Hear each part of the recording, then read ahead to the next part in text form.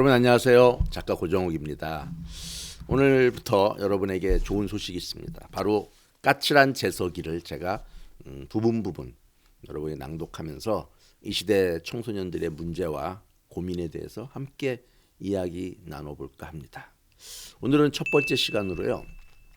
학교 폭력에 대해서 우리 재석이가 어떻게 대처했는지, 어떤 문제가 발생했는지를 좀 제가 읽어드리고 함께 고민해 볼까 합니다. 요즘 학교 폭력 심각한 사건이죠. 절대 있어서는 안 되는 일이 요즘 학교에서 많이 벌어지고 있습니다. 그걸 계도하는 의미에서 제가 재석이 1권에 그 문제를 다뤘습니다. 읽어야 할 곳은 15페이지. 재석이가 학교 폭력으로 인해서 어떤 대가를 지불하는지 한번 들어보시기 바랍니다. 야 황재석, 너 보름간 사회봉사다. 담임인 김정일이 말했다. 파마한 것 같은 고수머리에 얼굴이 동그래서 붙은 별명이었다. 네? 교장 선생님께서 너랑 7반 민성이한테 사회봉사 명령 내리셨다. 하늘이 무너지는 기분이었다. 그저 근신 정도나 받을 줄 알았는데 생각지도 못했던 엄중한 처벌이었던 것이다. 사회봉사가 뭐하는? 몰라서 묻냐? 임마. 복지시설 같은 곳에 가서 쎄 빠지게 봉사하는 거지. 아니 제가 뭘 잘못... 재석은 김정일 같은 선생이나 어른 앞에서는 말꼬리를 흐리는 버릇이 있었다. 자신감이 없다는 증거였다. 글쎄 나도 사회봉사 명령은 좀 심한 거 아니냐고 말하려다 말았다. 너는 정신 좀 차릴 필요가 있으니까. 아이들 사이에서 김정일은 시키는 건 고분고분히 듣고 시키지 않는 일은 땅바닥에 착 엎드려 안 하는 선생이라는 소문이 돌았다. 선생도 공무원이라서 그런 식으로 산다고 토를 다는 녀석도 있었다. 하지만 자기 반 아이들을 어느 정도 보호해야 할 의무는 담임에게 있는 게 아닌가 하는 생각에 재석은 어이가 없었다. 그런 기준에 비춰보면 김정일의 태도는 학생들의 신뢰를 얻는 것과는 거리가 멀어도 한참 멀었다. 다음 주부터 학교 말고 이곳에 가서 권 선생을 만나보라고 하시더라. 김정일은 종이 한 장을 내밀었다. 사회봉사할 노인복지관의 약도와 담당자 권미영이라는 이름이 적혀 있었다. 이미 이 일은 그의 손을 떠난 것 같았다. 재석은 말없이 자리에 앉아만 있었다. 1교시가 끝나자 옆반의 민성이 찾아왔다. 작은 키에 가는 몸피를 가진 녀석은 무태안경 안에서 눈알을 굴리며 재석의 심기를 살펴가며 말을 걸었다. 야 재석아, 너랑 나랑 사회봉사인 거 아니야? 그래 임마, 너 때문에 재수 존엔 없어. 울컥하고 화가 올라오는 것을 녀석과 중학교 때부터 지켜온 친구로서의 의리를 생각해 간신히 눌러 참았다. 영화에 등장하는 주인공들을 보면 그들이 죽거나 총을 쏘거나 맞으며 생고생을 하는 이유가 결국은 의리 때문 아니던가. 다이하드에 나오는 브루스 윌리스도 꼴같지 않게 경찰이랍시고 의리, 사회정의 이따위 것을 실현한다는 이유로 사건에 끼어들어 죽을 똥 싸며 생고생을 한다고 재석은 생각했다. 하지만 어쩔 수 없었다.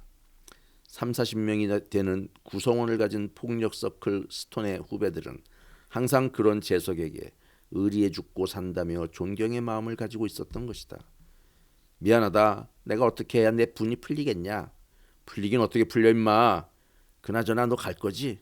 어딜? 사회봉사 말이야. 그거 졸라 힘들 수 있대. 가뜩이나 가연성 우라가 가슴속에 과포화 상태인데 민성이 라이터불을 당겼다. 뉴스에나 나오는 전과자들이 하는 사회봉사까지 해야 한다는 생각이 들자 더 이상 참을 수가 없었다.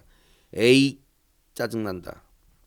재석은 의자를 박차고 벌떡 일어나 교실을 뛰쳐나왔다. 복도 가득 오가는 아이들이 홍해가 갈라지듯 지레 길을 비켜줬다. 스톤의 위력이었다. 한번 움직이면 눈앞에 거치적거리는 녀석들이 사라지는 그것. 야 어딜 가 재석아. 황급히 뒤따라오며 민성이 물었다. 어디긴 어디야. 교장실이지. 그 말을 들은 민성이 걸음을 제게 놀려 따라왔다. 가지마 야 큰일 나. 미안해 내가 잘못했어. 쫓아와 소매를 붙잡은 녀석은 여차하면 심파극 장안몽의 심순애처럼 재석이 바짓가랑이라도 잡아당길 태세였다. 이거 안 나? 가서 따지기라도 해야 할 거 아니야. 스톤 멤버들은 가끔 중학생이나 초등학생의 삥을 뜯거나 폭력 사태를 일으켜 근신이나 정학 등의 처벌을 받기도 했다. 하지만 이렇게 교장실로 겁없이 달려가 뭔가를 해보겠다는 아이는 아직까지 한 명도 없었다. 교장실이 점점 가까워졌다. 민성이가 저만치서 따라오는 것이 느껴졌지만 이미 녀석은 안중에도 없는 재석이었다. 에이, 이러다 잘리면 잘리고 말지 뭐. 재석은 될 대로 되라는 심정으로 교장실의 문을 두들겼다. 교실 2개를 터서 만든 넓은 교장실 안 깊숙한 곳에 책상이 있어서인지 교장의 대답은 잘 들리지 않았다. 그대로 문을 벌컥 열고 들어서니 마침 교무주임 미친 개가 교장과 무슨 이야기를 나누고 있었다. 너는 재석이 아니냐? 미친 개가 경계의 눈초리로 이마에 내천짤 그렸다. 선생님, 왜 저는 사회봉사 명령을... 그제야 급할 것 없다는 표정으로 교장은 천천히 고개를 돌렸다. 미친 개가 송구스러운 표정으로 나서며 입을 열었다. 이번에 교장 선생님께서 사회봉사 명령을 내리신 알아요. 황재석이지. 교장은 미친 개의 말을 제지하더니 물었다. 왜? 사회봉사 명령을 받은 게 억울한가? 교장의 단정한 양복과 품이 있는 태도는 재석을 주눅들게 만들었다. 특히 그 중년 남자 특유의 향수 냄새가 더 그랬다. 네, 저는 옆에서 구경만... 내가 구경만 했다는 증거 있어? 저는 민성이가 대신 겁주라고 한 것 때문에... 야, 말 좀... 겁이 나서 고장실 입구에서 쭈뼛거리던 민성이 뒤늦게 주춤주춤 따라 들어와 말했다. 교장 선생님, 저는 사회봉사 가도 되지만 재석이는 아니에요. 구경만 했어요. 아무 잘못도 하지 않았어요. 그걸 어떻게 믿나? 너희 다 같은 패거리 아닌가? 법정에서도 가족이나 친지들이 하는 증언은 인정받기 어렵다는 거 몰라? 그런 걸 알 리 없는 재석이었다. 하지만 사회봉사는 너무... 제가 무슨 죄인도 아니고... 사회봉사 명령을 내리는 건 내 권한이다. 교장의 권한에 내가 지금 도전하는 거냐? 갑자기 기가 죽었다. 교장은 절대 얼굴 표정이 변하지 않는 사람이었다. 저 나이가 되면 다 저렇게 되는지 모르겠다. 그의 감색 양복에 걸려있는 금으로 만든 학교 배지만 영절스럽게 눈에 들어왔다. 이리 앉아봐. 교장이 책상 의자에서 일어나 소파로 자리를 옮겼다. 교장 선생님, 죄송합니다. 제가 데리고 나가 잘 얘기를... 미친 개가 수습해보려고 끼어들었다. 됐습니다. 김 선생님께서는 그만 나가보시고요. 얘들과 얘기 좀 할게요. 그리고 거기 너도 이리 와. 엉거주춤 서있던 민성이까지 소파에 앉았다. 너희들 전에 한번 정학 받은 적 있지? 사실이었다. 은곤파의 하부 조직인 백영고등학교 서클 셀과 패싸움으로 사고를 낸 적이 있었다. 은곤파는 스톤의 선배들이 있는 쌍날파의 경쟁 폭력 조직이었다. 정학을 시킨다는 얘기는 뭐냐 하면 다시는 그런 일을 하지 말라고 경고하는 거야. 너희 스톤 놈들, 우리 학교에서 암적인 존재인 건 내가 이미 다 안다. 재석과 민성은 뜨끔했다. 설마 교장까지 서클의 존재를 알리라고는 생각 못했기 때문이다. 알지만 내가 가만 놔둔 이유는 너희를 억지로 해체시켜봐야 또다시 새로운 서클을 만들 것이기 때문이야. 그럴 바에는 차라리 그대로 지켜보면서 계도하는 게 낫다는 생각이었다. 사방에 흩어져 이곳저곳에서 불쑥불쑥 문제를 일으키는 것보다 한 군데 모아놓으면 일망타진이 쉽지.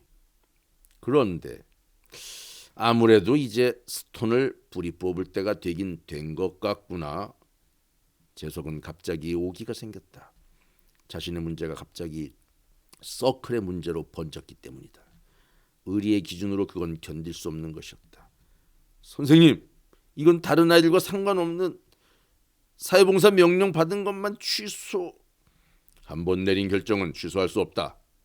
너 학교 관두고 싶니? 고등학교 중퇴자로 살고 싶어? 대학을 나와도 먹고 살기 힘든 게 요즘 세상이야. 고등학교 중퇴자로 살고 싶다면 알아서들 해라. 듣고 있자니 고등학교 졸업이 무슨 벼슬인가 싶었다.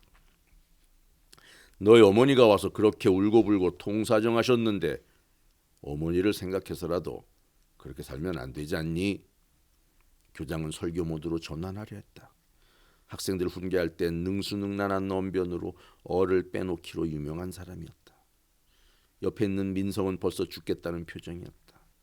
일이 점점 커지고 있기 때문이다. 너희는 다음 주 월요일부터 화영복지관에 가서 불편하고 힘든 노인들을 돌봐드려야 해. 그것이 내 결정이고 너희는 그것을 따라야만 학교에 계속 다닐 수 있다. 알았나? 그리고 복지관에 가면 배울 점도 많을 거야. 강약이 부동이었다. 교장에게 되들어봐야 얻는 건 하나도 없었다. 그때 민성은 지푸라기라도 잡는 심정으로 애원했다. 교장 선생님, 하지만 교칙에 대해서 한번 말해볼까? 학교장은 교육상 필요할 때에는 법령 및 학칙이 정하는 바에 의하여 학생을 징계하거나 기타의 방법으로 지도할 수 있다고 규정되어 있어. 무슨 소린지 알아?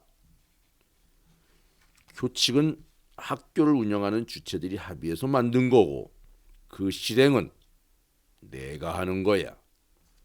둘은 더 이상 할 말이 없었다. 알았으면 다음 주부터 사회봉사 명령 잘 이행해서 변화된 모습을 보여라. 가면 좋은 분 만날 거야. 너희 인생이 바뀔지도 모르지. 수업 시작됐으니 어서 교실로 가. 교장의 말에는 카리스마가 있었다.